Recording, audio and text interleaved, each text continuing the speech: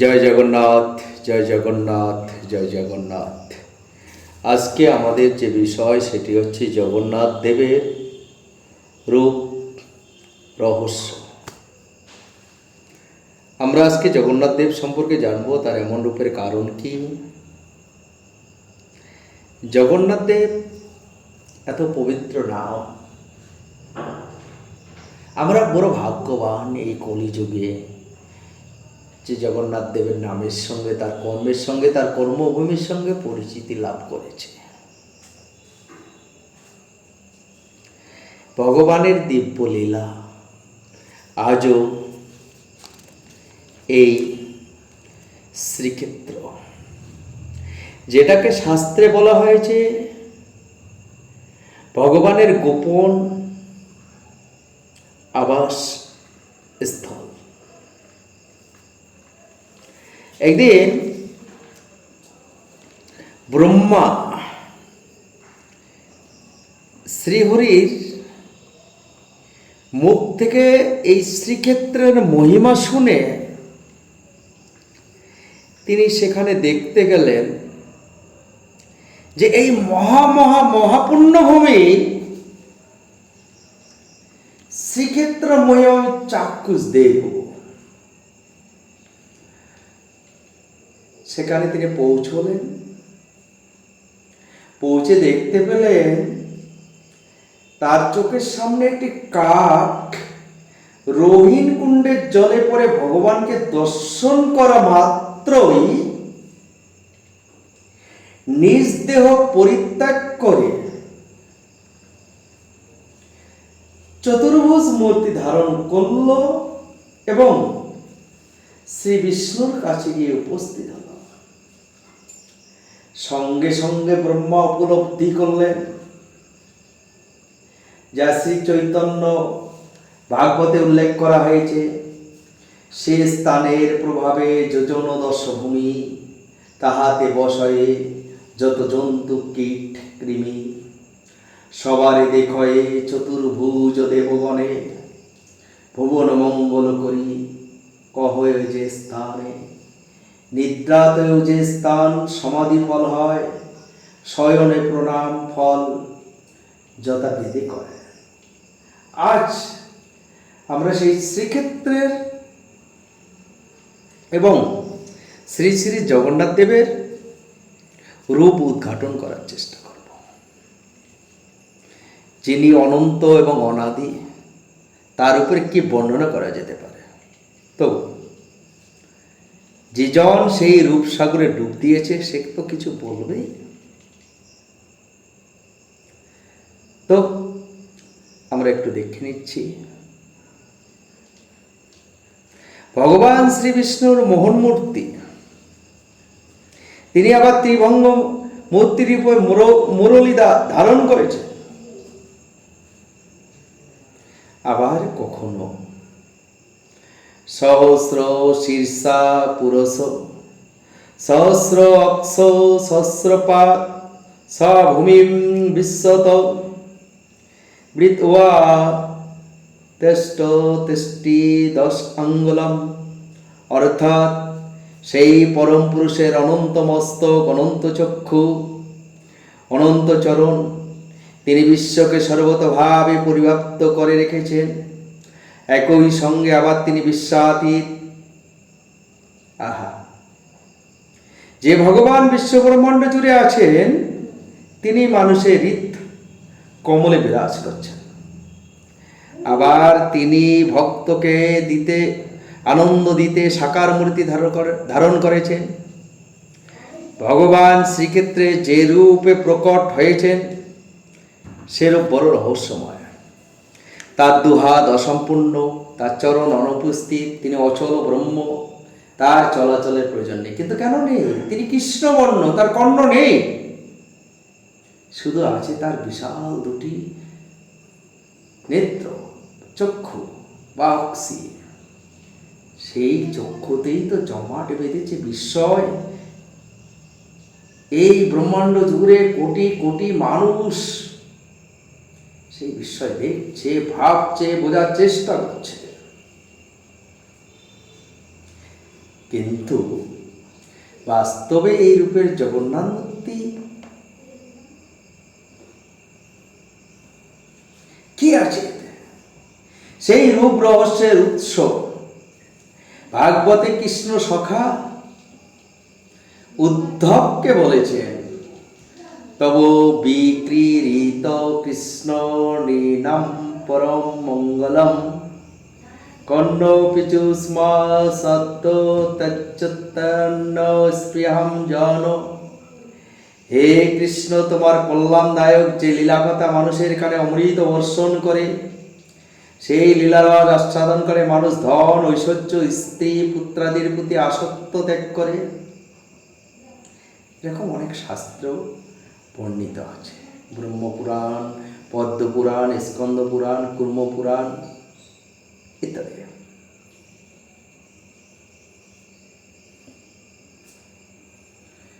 সেই ভগবান যিনি বাম হস্তে বংশী, মস্তকে ময়ূরপুচ্ছ, কোটিতে পীতাম্বর, নয়ন প্রান্তে স্বাভাবিক কটাক্ষ ধারণ করে শ্রী বৃন্দাবনে নিত্য অবস্থান রূপ লীলার মাধ্যমে নিজের পরিচয় প্রদান করেছিলেন, সেই প্রভু জগন্নাথ, সেই প্রভু জগন্নাথ অর্থাৎ শ্রীকৃষ্ণ জগন্নাথ। প্রশ্ন হলো, রাধাবল্লভ বৃন্দাবন বিহারী শ্রীকৃষ্ণ নীলাচল চন্দ্র জগন্নাথ রূপে কেন ধারণ করেছিলেন? এই নিয়ে দুটি মত বা আরো অনেক মত রয়েছে। দাপর যুগে শ্রীকৃষ্ণ ও শ্রী বলরাম অক্কুরের সঙ্গে ব্রজভূমি থেকে মথুরায় গেলেন কংসবধের জন্য। সেই যে গেলেন আর ফিরলেন না। বহুদিন হয়ে গেল শ্রীকৃষ্ণ বৃন্দাবন থেকে দূরে। তার অদর্শনে ব্রজবাসীরা শোকে বিহল হয়ে পড়েছে। নিশিদিন শুধু চিৎকার করছেন, কাঁদছেন, হা কৃষ্ণ, কোথা কৃষ্ণ।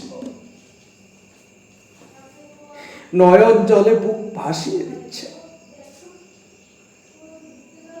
কারণ তারা কৃষ্ণকে তো প্রাণ অপেক্ষা ভালোবাসেন। যাদের প্রেম নিষ্ঠার কাছে কৃষ্ণ চিরঋণী, সেই ব্রজ গোপীরা শ্রীকৃষ্ণ বিরহে পাগলিনী, প্রেম উন্মাদ।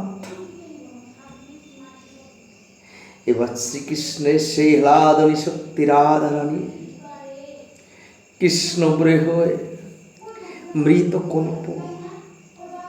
অন্যদিকে মথুরায় বসে শ্রীকৃষ্ণ রাধারানী গোপনীদের অদর্শনে বেকুল হয়েছেন। সর্বদা ব্রজের জন্য তার মন বেকুল হয়ে উঠেছে।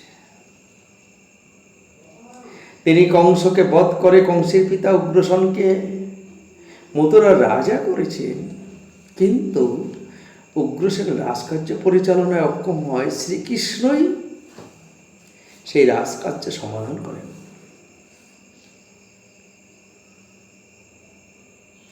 এদিকে কংসের শ্বশুর জরাসন্ধ জামাতার মৃত্যুর প্রতিশোধ নিতে মথুরা আক্রমণের চেষ্টা করেছিলেন।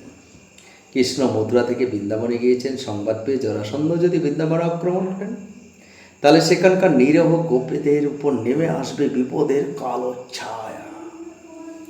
সেসব কথা ভেবেই কৃষ্ণ বৃন্দাবনে যেতে চাননি। আবার রাধারানী ও গোপনীদের সঙ্গে মিলনের আকাঙ্ক্ষায় তিনি ব্যাকুল হয়েছেন। তাই তিনি তার একান্ত অনুগত উদ্ধবকে দূত রূপে বৃন্দাবনে পাঠালেন।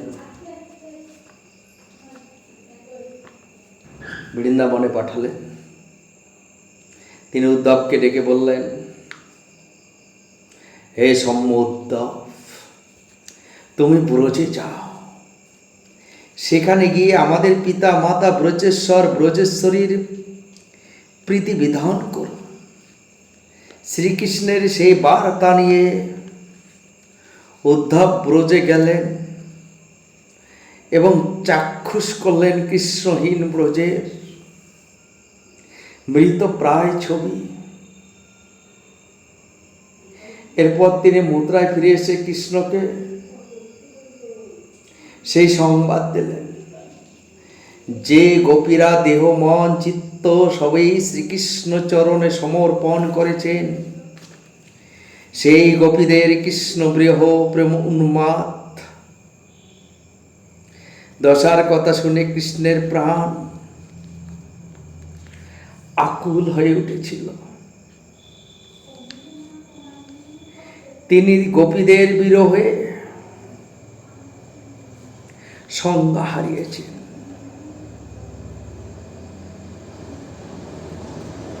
গীতায় তিনি ঘোষণা করেছেন, ইয়ে ইয়াথামম প্রপপদ্যন্তে তাম তথৈব ভজামি অহম, অর্থাৎ যে ভক্ত আমাকে যেভাবে ভজনা করে আমিও তাকে সেভাবেই ভজনা করি। এরপর ভক্ত বিরহে ভগবান শ্রীকৃষ্ণ যখন মূর্ছিত হয়েছেন, তখন বিনা হাতে নারদ মুনি সেখানে আবির্ভূত হলেন। তিনি ভগবানের বিরহ দশা থেকে আশ করলেন। রাধা বিরহে ব্যাকুল হয়ে ভগবান এক চরম রহস্যের উদ্ঘাটন করতে চলেছেন। শ্রীকৃষ্ণকে সংজ্ঞাহীন দেখে উদ্ধব ও বলরাম চিন্তিত। তখন নারদ মুনি তাদের জানালেন, তিনি যদি তার বিনায় ঝঙ্কার তুলে ব্রজের মহিমা কীর্তন করেন, তাহলে ব্রজ মাহাত্ম্য শুনে ব্রজবাসীদের প্রেম মুক্তির কথা চিন্তা করে ভগবান আবার জেগে উঠবেন। ঘটল তাই। এবার নারদ উদ্ধবকে অনুরোধ করলেন, হে উদ্ধব, কৃষ্ণহীন ব্রজভূমির যে সঙ্গীন অবস্থা তুমি দেখিয়াছ এবং শ্রীকৃষ্ণকে বর্ণনা করিয়াছ, এই অবস্থায় শ্রীকৃষ্ণ যদি সেখানে যান তাহলে অতিমাত্রায় বিচলিত হয়ে পড়বেন। তিনি ব্রজ গোপীদের সেই দুরবস্থা সহ্য করতে পারবেন না, যারা শুধুমাত্র তার বিরহে বিহল হয়ে পড়েছেন। মৃত প্রায় সেই ব্রজভূমির সচিত্র ভক্তাধীন ভগবান কখনো ইহা সহ্য করিতে পারিবেন না।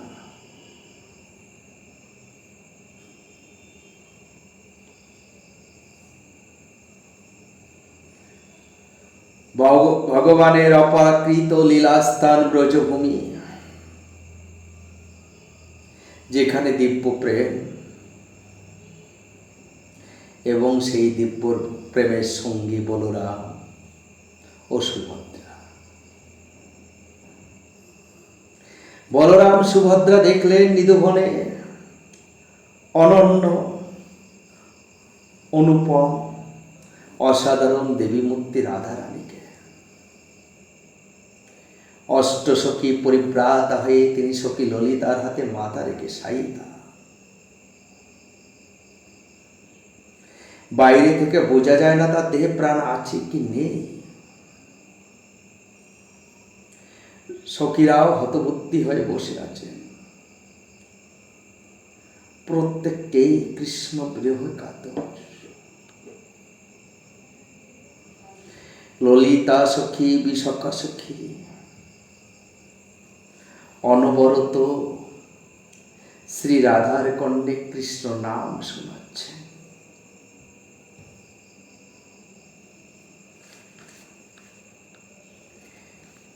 ঠিক সেই সময় কৃষ্ণের রথের চাকা ব্রজের মাটি স্পর্শ করল। ভক্তাধীন ভগবান রথ থেকে নেমে ব্রজের ভূমিতে পা রাখলেন। রাধার সন্ধান করতে করতে পৌঁছে গেলেন নিধুবনে। কৃষ্ণ আনন্দিত দৃষ্টিতে দেখছেন মহাভাব স্বরূপিণী রাধারানীকে। রাধিকার অঙ্গ হইতে মহাপ্রেম শুদ্ধ ভক্তি স্রোত প্রবাহিত হয়ে চলছে। সেই স্রোতে ভগবান নিজেকে ভাসিয়ে দিলেন। রাধার বিরহ দেখে কৃষ্ণের দিয়ে ঘটে গেল এক আশ্চর্য পরিবর্তন।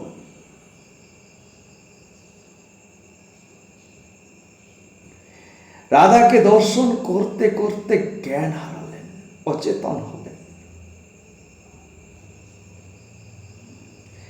আবার রাধা প্রেমের মাধুর্য আস্বাদন করতে করতে মুখে দিলেন এক দিব্য হাসি। শ্রীকৃষ্ণ হয়ে গেলেন জগন্নাথ, জগৎনাথ, জগৎনাথ, জগতের নাথ। আজ সেই জগন্নাথের রূপ, রহস্যের উদ্ঘাটন। এরূপ অপরূপ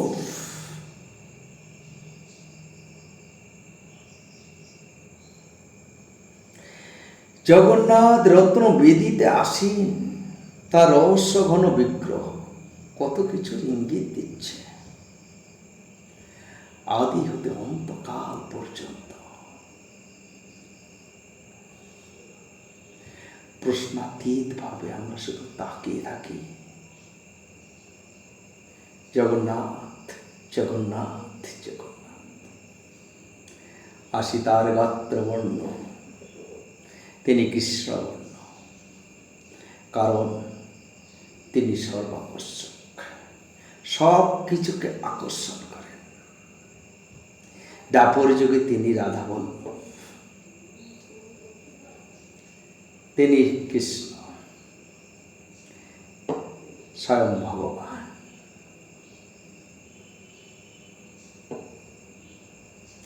জগন্নাথ চার রূপে প্রকাশিত: জগন্নাথ, বলরাম, সুভদ্রা এবং সুদর্শন। সব থেকে আশ্চর্যের বিষয় হলো তার নয়ন দুখানি, যে নয়ন সব থেকে বেশি আকর্ষণীয়, স্থির, প্রশান্ত, আনন্দময় দৃষ্টি। কত তত্ত্ব, কত তথ্য রয়েছে সেই নয়নে। সেই নয়নের আকৃতি চক্রের মতো গোল, অর্থাৎ যে সংসার চক্রে পড়ে জীব কুল দিশেহারা, যে সংসার তিনি সৃষ্টি করেছেন আবার তিনি পালন করেন, আবার তিনি অপলক নয়নে দৃষ্টি দিয়ে যাচ্ছেন। সেই পরমাত্মরূপী জগন্নাথ প্রতিটি জীবের অন্তরে, অন্তর্যামী থেকে সংসারের আবর্তন, পরিবর্তন সমস্ত কিছুই লক্ষ্য করছেন অপলক দৃষ্টিতে। তিনি সমস্ত কিছুর দ্রষ্টা।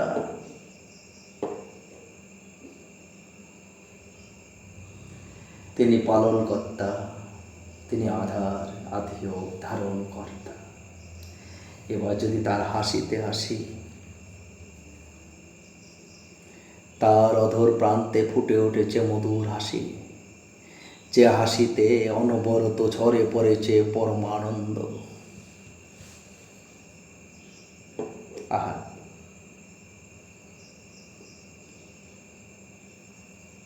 তাকে যদি লাভ করতে পারে জীব, সে ব্রহ্মানন্দ সাগরে ডুবে যায়। এবার আসি তার হস্ত বা হাতের কথায়। তার হাত অসম্পূর্ণ, অর্থাৎ তার হাতে আমরা কোনো আঙুল দেখি না। তিনি কর্মের প্রেরণা যোগান, তিনি যন্ত্রী। এই পৃথিবীর সমস্ত জীবকুল যন্ত্র। কর্মে শুধুমাত্র আমাদের অধিকার আছে, কিন্তু ফলে নয়। যা তিনি গীতায় বলেছেন, কর্মণ্যে অধিকারস্তে মা ফলেষু কদাচন মা কর্মফল হেতু হুর্মাতে সংহস্তি কর্মণি। তিনি কর্মের মাধ্যমে মানুষকে প্রারব্ধ ক্ষয় করার অধিকার দিয়েছেন। নতুন করে ফল পেতে চাইলে সেই কর্মফল আগামী দিনের জন্য জমা হবে। সেই ফল ভোগ করার জন্য মানুষকে আবার ফিরে আসতে হবে এই সংসারে। আমরা হাতের আঙুল দিয়ে কত কিছু আঁকড়ে ধরতে চাই, মুঠোবন্দি করতে চাই, এগুলো তো বন্ধনের কারণ। তিনি বন্ধন শূন্য, তিনি নিরাসক্ত। আবার একই সঙ্গে তিনি বন্ধন দাতা, আবার তিনি বন্ধন হইতে মুক্ত করেন। এবার যদি আমরা চরণে আসি, সেই চরণ,